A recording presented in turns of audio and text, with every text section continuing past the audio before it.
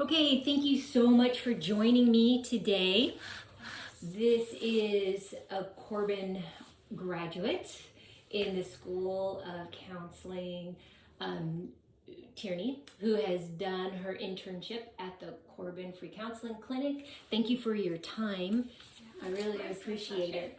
And I wonder if you can share with me some of the ethics around, well, we're doing the ACA Code of Ethics, but specifically distance counseling, technology, and social media. And I want to know particularly about technology assisted services.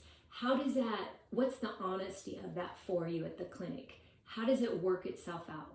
Where does it go well? And where can you help us to do better? Things we might not know coming into the program. Yeah, that's a great question. So I will say for me, being at the free clinic has made it easy because by the time I started practicum, things were already in place. But it is a whole kind of new way of learning therapy in some sense.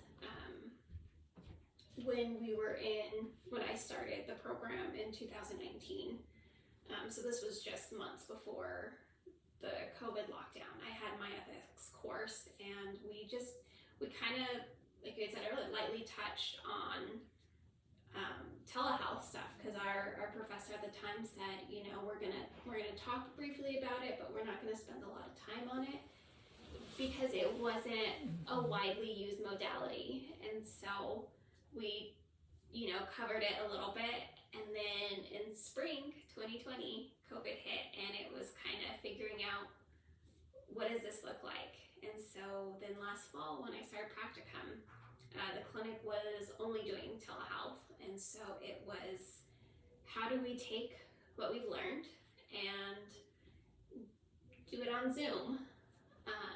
And so in some ways it's great because some clients are able to let down their guards a little easier because they're in their own environment. They feel comfortable. Right.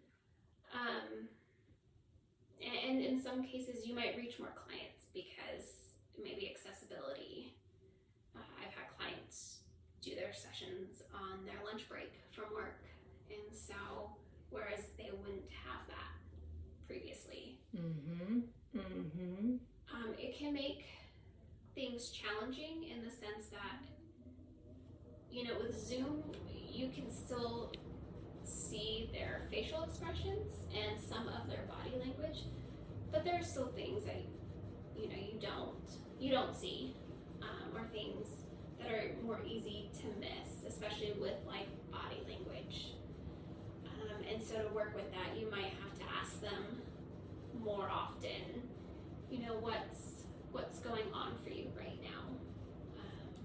How are you feeling about XYZ? And so that's one way it can be a challenge. Also, with some people, they may not have access to Zoom for whatever reason, or we've seen this especially with the older population. It can be really challenging for them to use and to figure out. And so how do you bridge that gap between being distant but also helping them to navigate the technology? And I think one thing for those going into like private practice,